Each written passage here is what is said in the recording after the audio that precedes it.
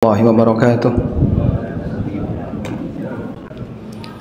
Alhamdulillahi Rabbil Alamin. Wassalatu wassalamu ala ashrafil mursalin Nabiyyina wa maulana Muhammadin wa ala alihi wa sahbihi ajma'in. Wa ashhadu an la ilaha illallah wahdahu la syarika lah. Wa ashhadu anna Muhammadan abduhu wa rasuluh sallallahu alaihi wa ala alihi wa sahbihi wa man tabi'ahum bi ihsanin ila yaumiddin. Alhamdulillah, puji syukur kita haturkan kehadirat Allah Subhanahu wa taala di kesempatan siang hari ini. Kembali kita melanjutkan kajian rutin dengan membaca kitab Bulughul Maram, dan insyaallah kita akan membaca hadis nomor 438 berkaitan dengan hukum seputar masalah jamak ketika sholat. Hadis 438. Sebelumnya kita akan berikan pengantar terlebih dahulu tentang masalah jamak. Allah Subhanahu wa taala mewajibkan bagi para hambanya untuk melaksanakan salat, dan jika kita perhatikan rentang waktu salat itu sangat teratur, di mana ada satu salat yang terpisah dari 4 salat yang lain. Allah Subhanahu wa taala berfirman, aqimis salata liduluki syamsi ila ghasaqil lail wa qur'anal fajr. Tegakkanlah salat liduluki syamsi, sejak matahari tergelincir, ila ghasaqil lail, sampai tengah malam, wa qur'anal fajri, dan lakukanlah salat fajar di waktu fajar. Dalam ayat ini Allah menjelaskan tentang waktu-waktu salat. Aqimis salata liduluki syamsi ila ghasaqil lail. Di sini Allah menyebutkan rentang dari mulai tergelincir matahari, sejak kapan itu? Zuhur, ila ghasaqil lail, sampai tengah malam, yaitu sampai batas akhir salat Isya. Dan antara rentang zuhur sampai Isya, salat yang kita kerjakan itu berdekatan. Zuhur, sekian jam berikutnya asar, sekian jam berikutnya maghrib, sekian jam berikutnya isya, berdekatan. Wa Qur'an al-fajri, dan kerjakanlah Quran di waktu fajar, yaitu salat subuh. Sehingga 4 salat disebutkan oleh Allah waktunya dalam bentuk rentang, batas awal, batas akhir, dan 1 salat disebutkan oleh Allah terpisah. Oleh karena itu, kaitannya dengan masalah jamak, untuk 1 sholat dia tidak bisa dijamak dengan sholat apapun, yaitu sholat subuh. Subuh tidak bisa dijamak dengan isya, dan tidak bisa dijamak dengan zuhur. Sehingga dari isya sampai subuh rentangnya panjang, dari subuh sampai zuhur rentangnya panjang. Maka 2 sholat ini tidak bisa dijamak. Karena itulah pendapat yang lebih tepat berkaitan dengan batas akhir waktu sholat isya. Kapan batas akhir waktu salat Isya? Pendapat yang lebih kuat adalah tengah malam. Sehingga orang yang mengerjakan salat Isya pasca tengah malam, berarti dia telah mengerjakan salat Isya di luar waktu. Karena untuk keteraturan bahwa 4 salat ini terjadi pada rentang yang sama, pada satu rentang, ila ghasaqil lail, sampai tengah malam, berarti waktu antara tengah malam sampai subuh harus ada rentang yang panjang. Akhir dari salat Isya sampai subuh harus ada rentang yang panjang. Wallahu alam. Sehingga pendapat yang lebih tepat berkaitan dengan batas akhir dari salat Isya adalah tengah malam, bukan sampai subuh. Selanjutnya, Allah Subhanahu wa taala menjadikan di sana ada salat siang dan di sana ada salat malam. Salat siang bisa digabungkan zuhur dengan asar. Salat malam bisa digabungkan maghrib dengan isya. Sehingga terjadilah syariat jamak ketika salat. Selanjutnya, pada asalnya setiap salat 5 waktu telah ditetapkan oleh Allah Subhanahu wa taala waktunya. Sebagaimana yang Allah tegaskan dalam Al-Qur'an, innas salata kanat 'alal mu'minina kitaban mauquta. Sesungguhnya salat adalah kewajiban bagi orang-orang mukmin yang telah ditetapkan waktunya. Oleh karena itu, melaksanakan salat setelah habis waktu hukumnya batal, sebagaimana salat sebelum masuk waktu juga batal, karena batas waktunya telah ditetapkan oleh Allah. Salat duhur sebelum masuk duhur batal, sebagaimana salat duhur setelah selesai waktu duhur juga batal. Demikian pula yang berlaku pada asar dan salat-salat yang lain. Sehingga kita diperintahkan untuk memenuhi batas waktu yang telah ditetapkan. Sahabat Abdullah bin Mas'ud radhiyallahu anhu pernah bertanya kepada Nabi sallallahu alaihi wasallam, "Ya Rasulullah, ayyul a'mali afdal?" Ya Rasulullah, amal apakah yang paling afdal? Lalu Nabi sallallahu alaihi wasallam memberikan jawaban, as-salatu ala waqtiha. Amal yang paling afdal yang pertama adalah salat tepat waktu. Sehingga siapa yang mengerjakan salat tepat waktu, dia melaksanakan tugas dalam posisi yang paling afdal. Selanjutnya, seseorang tidak boleh keluar dari rentang waktu yang ditetapkan kecuali jika ada uzur. Dan uzur itu yang membolehkan dia untuk melaksanakan salat di luar waktunya dengan cara dijamak, baik jamak takdim maupun jamak takhir, baik jamak takdim maupun jamak takhir. Jamak takdim berarti dia melakukan salat sebelum waktu, misalnya duhur dengan asar, berarti dia salat asarnya gimana? Sebelum waktu, karena asarnya diajukan. Maka orang yang melakukan jamak takdim berarti dia melakukan salat sebelum waktu. Karena itu bagi yang tidak punya uzur nekat jamak, gimana nasib salatnya? Batal. Orang yang tidak punya uzur lalu dia menjamak salat, maka status jamaknya batal. Sementara jamak takhir berarti dia salat setelah keluar waktu. Duhur dengan asar di jamak takhir, berarti salat duhurnya setelah habis waktu. Maka siapa yang melakukan jamak takhir padahal dia nggak punya uzur, gimana nasib salatnya? Batal. Nasib salatnya batal. Baik. Catatan berikutnya, orang yang mau melakukan jamak takhir berarti pada saat masuk waktu salat dia tidak salat. Misalnya kita mau melakukan jamak takhir duhur dengan asar, sudah? Saat masuk waktu duhur kita nggak salat duhur, dan ketika sudah masuk waktu salat sampai akhir waktu sementara kita tidak melaksanakannya, itu pelanggaran. Ini sudah masuk waktu salat, kenapa kau tidak salat? Itu termasuk apa? Pelanggaran. Oleh karena itu, bagi mereka yang mau melakukan jamak takhir, para ulama mewajibkan untuk masang niat bahwa saya akan lakukan sholat ini nanti setelah masuk waktu sholat yang kedua. Saya ulang ya, jika sudah masuk waktu sholat tapi kita tidak melaksanakan sholat, maka kita melakukan pelanggaran, kita bersalah. Sudah masuk waktu, kenapa kau tidak lakukan kewajibanmu? Sudah? Berarti saat saya mau melakukan jamak takhir, masuk waktu duhur, saya segera sholat nggak? Tidak. Nunggu sampai kapan?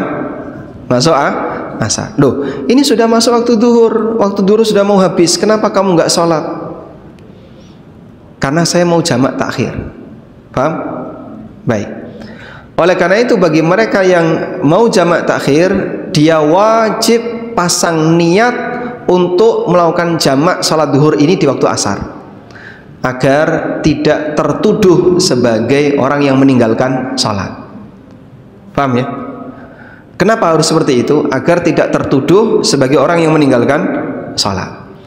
Ini seperti yang disebutkan oleh Abu Syuja dalam Matan Ghaya wa Taqrib, dan demikian pula yang disebutkan dalam mazhab Hambali.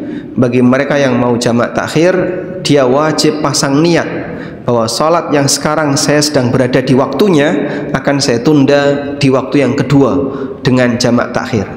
Kalau dia nggak punya niat itu, maka terhitung sebagai orang yang sengaja meninggalkan sholat, dan itu dosa besar. Tayyib.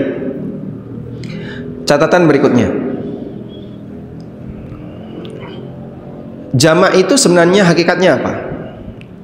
Menggabungkan gerakan sholat ataukah menggabungkan dua waktu sholat? Saya ulang, apa hakikat dari jamak?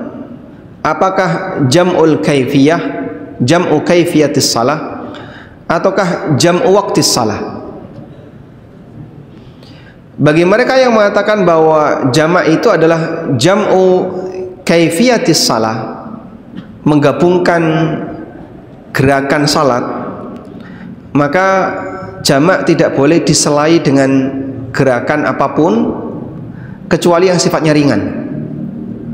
Misalnya selesai duhur terus dia mau jamak asar, kok kemudian selesai duhur dia ke toilet dulu, wudu, kemudian balik lagi ke masjid, balik lagi ke ruangan utama masjid, terus jamak asar.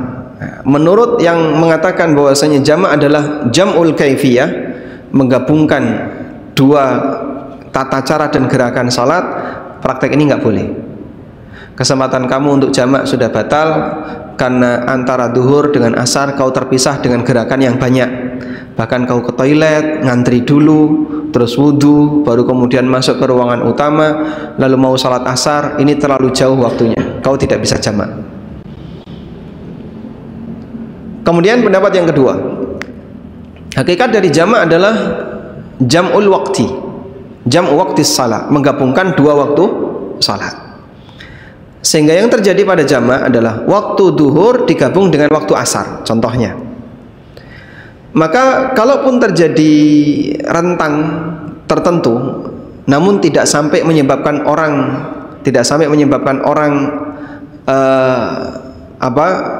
berlebihan dalam melakukan aktivitas, dalam arti dia kayaknya sudah nggak punya niat untuk sholat misalnya, maka dia masih boleh untuk jamak. Contoh ya, selesai duhur kemudian dia ke toilet atau dia batal terus wudhu, apakah masih bisa untuk jamak asar? Berdasarkan pendapat yang kedua ini bisa.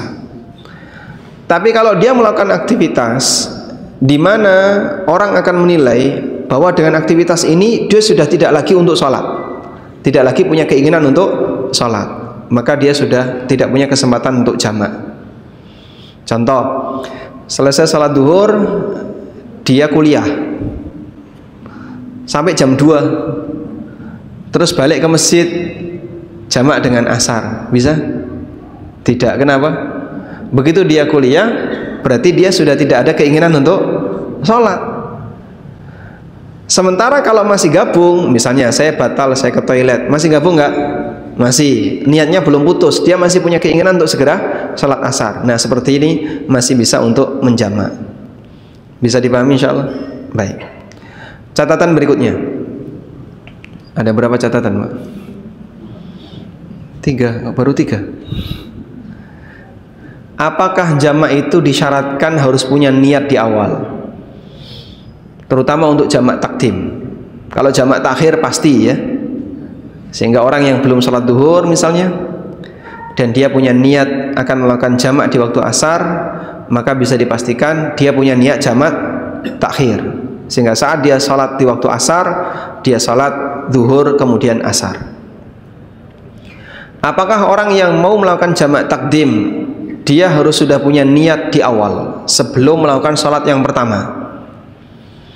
Contoh kasus, ada orang sholat duhur berjamaah, baik, selesai sholat duhur terus dia ketemu rombongannya, lalu rapat jamak dengan asar atau tidak ya, karena tadi belum ada kesepakatan. Rapat baru dilakukan setelah sholat duhur ya. Nah karena baru rapat, anggaplah di situ ada 10 orang, karena baru rapat berarti kira-kira mereka sudah punya niat untuk jamak atau belum? Mungkin ada yang sudah punya, mungkin ada yang belum. Anggaplah misalnya 5 orang belum punya, 5 orang sudah punya. Akhirnya ketetapannya ini jadi jamak atau tidak hasil keputusan rapat. Berarti yang belum punya dia baru pasang niat setelah sepakat. Dipahami ini? Baik. Apakah yang belum punya niat untuk jamak dengan asar, sebelum dia melaksanakan sholat duhur, dia boleh jamak duhur dengan asar? Wallahu ta'ala alam, pendapat yang lebih benar boleh.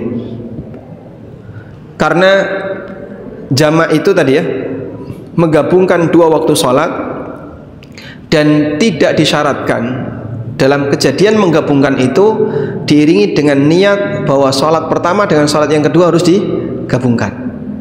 Niatnya niat sholatnya, bukan niat menggabungkannya. Begitu sudah jadi jamak, maka jadilah dia melakukan jamak takdim.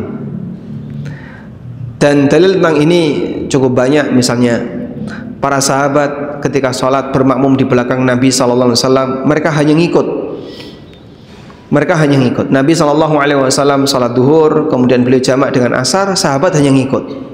Yang mungkin mereka tidak tahu apakah nanti Rasulullah SAW mau jamak atau tidak. Kalau beliau jamak, saya akan jamak. Kalau beliau tidak jamak, ya kita nggak jamak. Sehingga mereka hanya ngikut. Nabi SAW ketika itu menjadi imam dan para sahabat ngikuti beliau. Sementara tidak dijumpai riwayat bahwa beliau menyampaikan pengumuman sebelum jamak.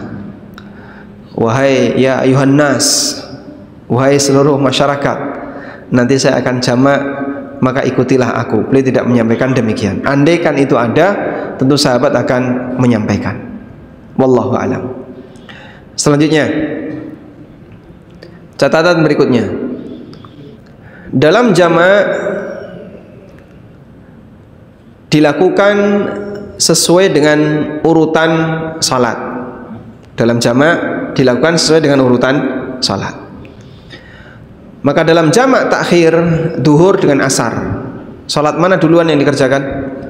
Duhur.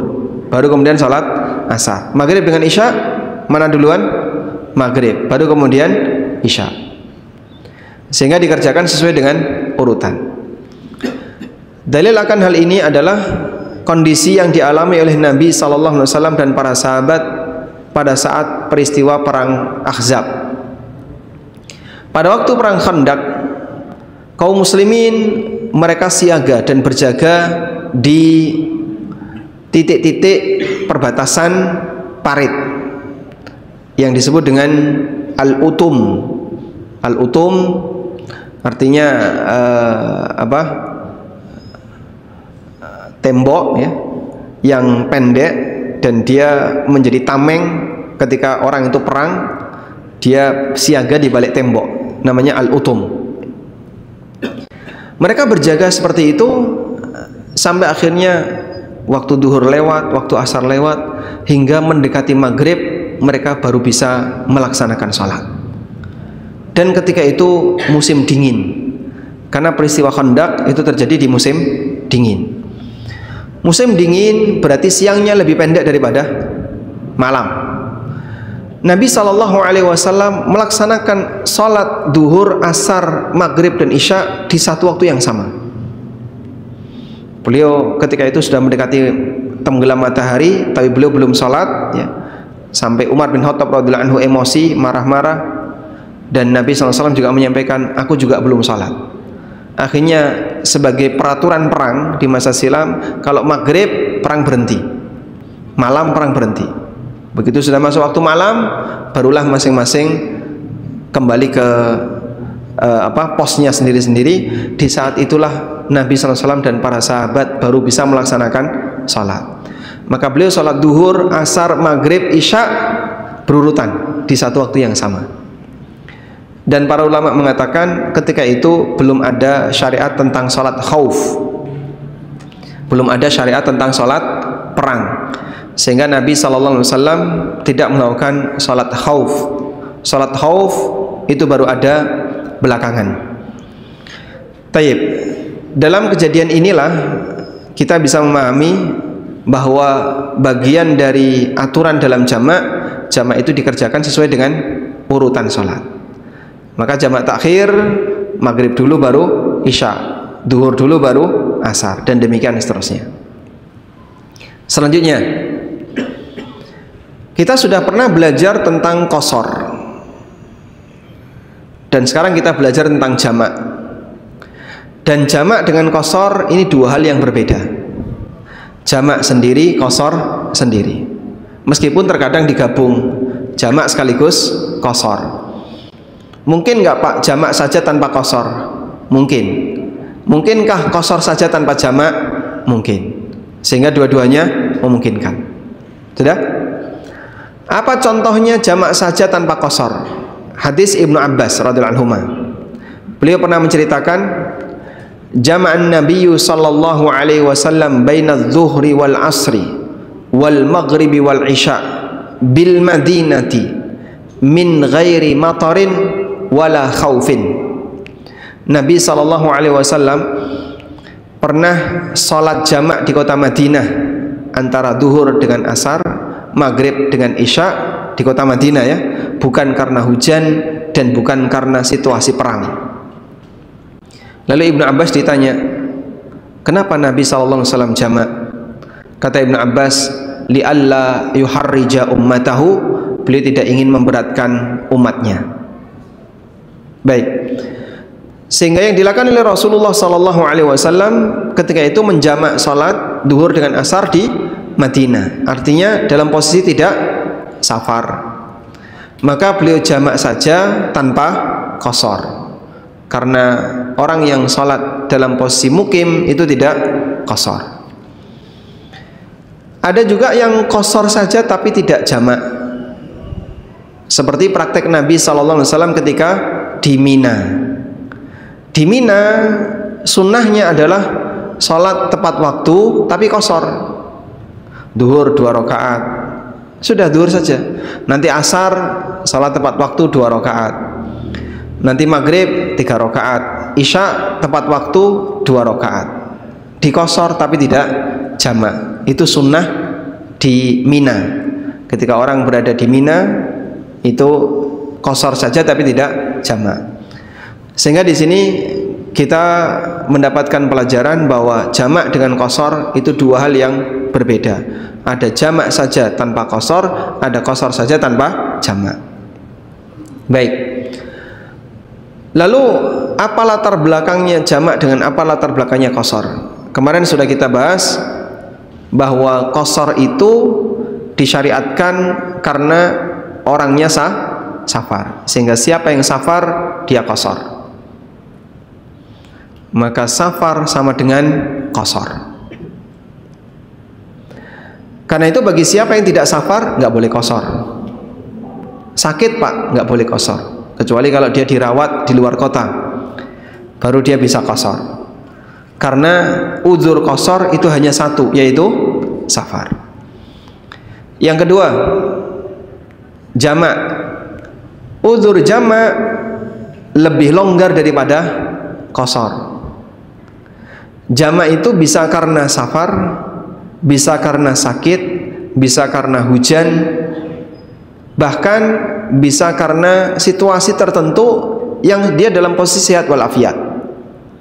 Misalnya akan ada kesibukan yang tidak mungkin bisa dia tinggalkan ketika nanti dia akan melakukan tindakan seperti ini. Kita boleh sebutkan contoh, ya.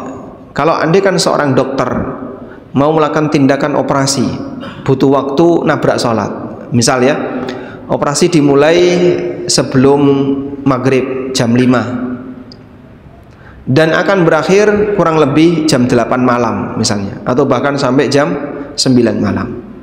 Otomatis dia akan melintasi waktu maghrib. Maka dalam posisi ini dokter boleh jamak takhir. Karena alasan apa? Tidak memungkinkan meninggalkan lokasi operasi dalam posisi dia sedang melakukan tindakan. Anda bisa bayangkan, ya, wis dibelah, saya tak tinggal.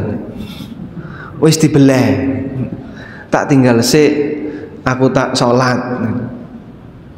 Saya nggak tahu apakah bisa gantian shift-shiftan atau tidak, mungkin dokter lebih paham ya. Sehingga misalnya di situ ada 3 tim dokter ya, ada 3 orang satu tim dokter misalnya melakukan satu tindakan operasi selama sekian jam. Dalam tindakan itu kalau kemudian tidak bisa dihentikan, nabrak waktu sholat, maka dia boleh jamak. Jadi mungkin ini sifatnya pekerjaan, tapi karena genting dia bisa jamak.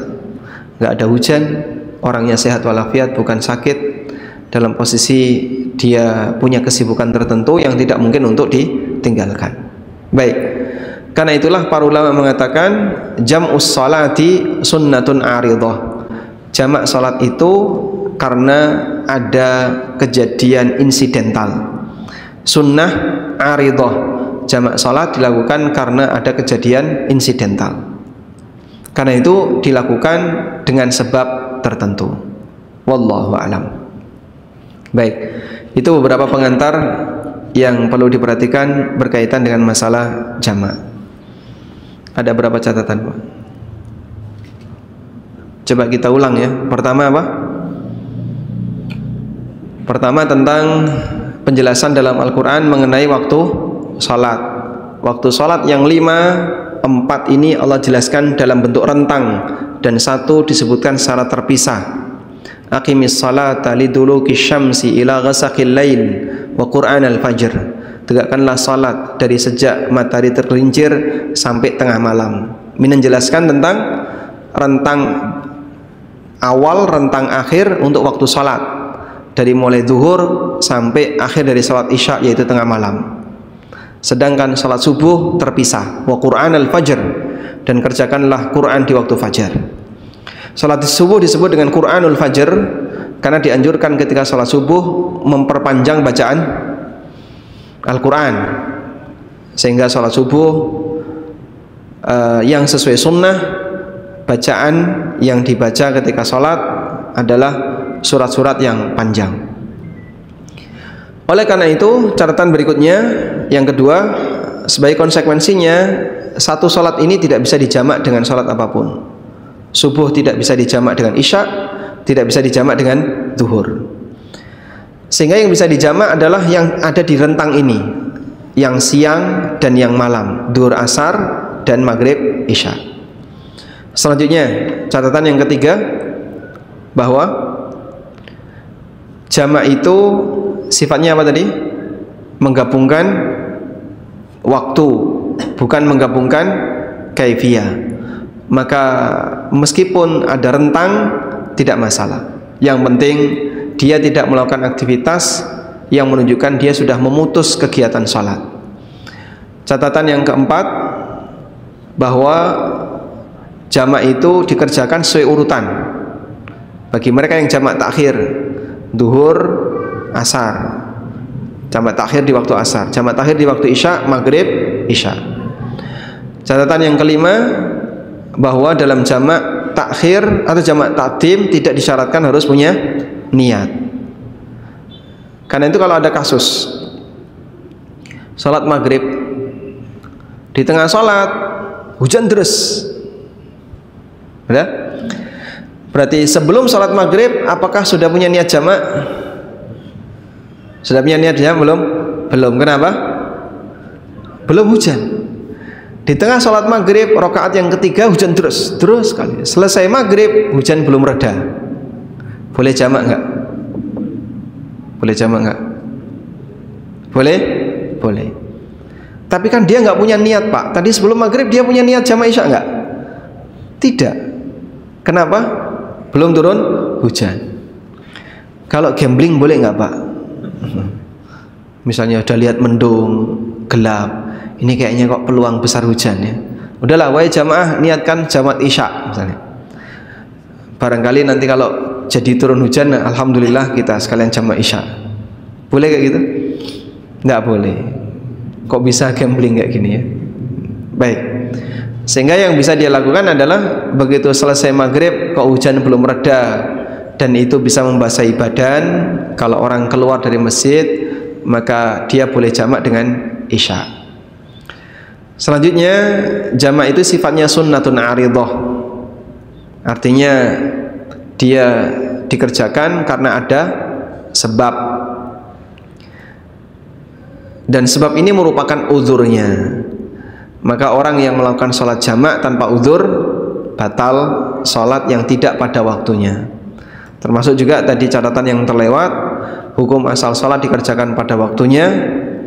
Siapa yang melakukan jamak tanpa uzur berarti dia pasti sholat di luar waktu, baik takdim maupun takhir. Wallahu a'lam. Walhamdulillahirabbil alamin. Itu beberapa pengantar dan nampaknya sudah jam 1. Maka untuk pembacaan hadis insyaallah akan kita bacakan di pertemuan berikutnya insyaallah taala. Demikian, wassallallahu ala nabiyyina Muhammadin wa ala alihi wa sahbihi wasallam. Baik, ada yang mau disampaikan? Untuk istilah, kalau saya pernah dengar kan, kalau safar jamak qashar itu alasannya karena safar. Kemudian kalau yang jamak saja itu karena masyaqqah. Itu betul nggak pernyataan ini? Baik. Masyaqqah tadi. Alhamdulillah. Kalau jamak qashar alasannya karena safar. Safar yang tidak jamak pun boleh. Di Mina Nabi SAW itu musafir dan beliau tidak jamak, karena itu bagian dari sunnah ketika di Mina, sholat duhur, asar, maghrib, isya dikerjakan di masing-masing waktunya, cuman di qashar. Sehingga di Mina azan duhur, terus sholat 2 rakaat, udah selesai, nggak ada apa-apa lagi. Tidak sholat ba'diyah, tidak sholat qobliyah di Mina, karena kita hanya qashar saja. Makanya kaum muslimin di Mina itu mungkin bisa disebut nganggur, ngetekur ya, paling longgar waktunya, karena kegiatan dia cuman datang ke Jamarat, lempar jumroh, balik lagi. Tapi karena panasnya, dalam situasi serba terbatas, jamaah paling nggak betah, sehingga orang di Mina itu kapan segera bisa meninggalkan Mina.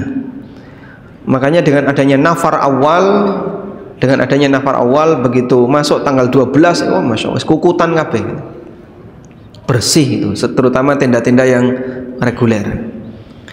Kita selalu sarankan kepada jamaah yang kami bimbing, kita nafar sani.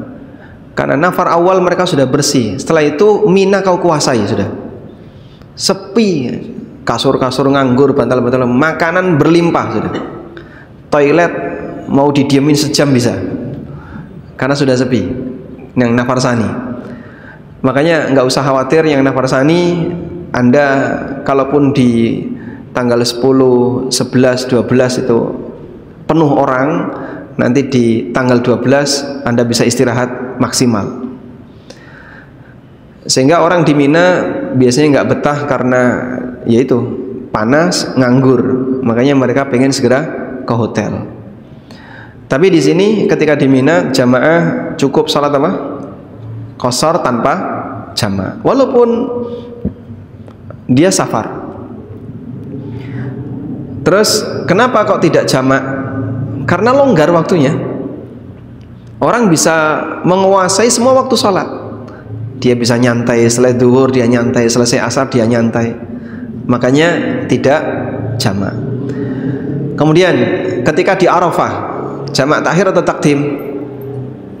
Di Arafah sunnahnya takdim. Tujuannya apa? Biar bisa banyak berdoa. Salat duhur, asar, terus doa, maka dilakukan jamak takdim, biar waktu dia untuk berdoa lebih panjang. Nah, sayangnya di Arafah dipakai ngudut ya. Ini banyak yang ngudut ini. Nah, Masya Allah, ini orang di tempat mustajab malah ngerokok dan ngobrol karo koncone. Kalau di Musdalifah jamaknya apa? Di Musdalifah takhir, jamaknya takhir. Tujuannya apa? Memberi kesempatan agar orang bisa melakukan sholat, bergerak dari Arafah ke Musdalifah, dia tidak terhenti untuk melakukan sholat maghrib, sehingga sholatnya ditakhir di isya jika memungkinkan. Kalau tidak memungkinkan, maka boleh mengerjakan sholat sesuai kondisi.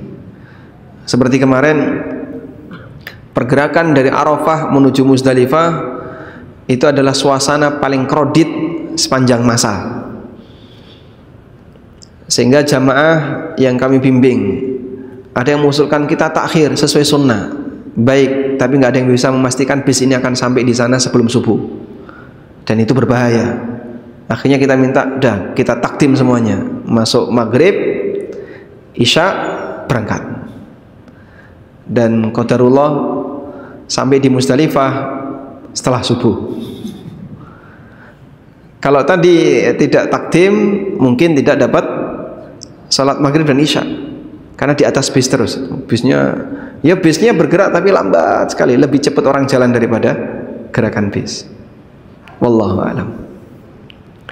Baik, cukup. Nah.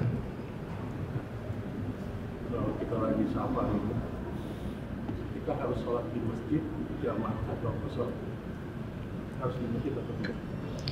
Kalau kita lagi safar, apakah kita harus sholat di masjid? Jika memungkinkan untuk sholat di masjid, harus sholat di masjid. Tapi kalau tidak memungkinkan, bisa sholat di semua tempat yang bisa kita akses. Misalnya mereka yang berada di jauh dari pemukiman, kemudian sudah masuk waktu sholat, maka dia bisa sholat walaupun tidak di masjid. Oleh karena itu, bagi mereka yang safar di luar kota dan dia menetap di sana, misalnya di hotel, nah, terus masuk waktu sholat, ya jangan sholat di kamar.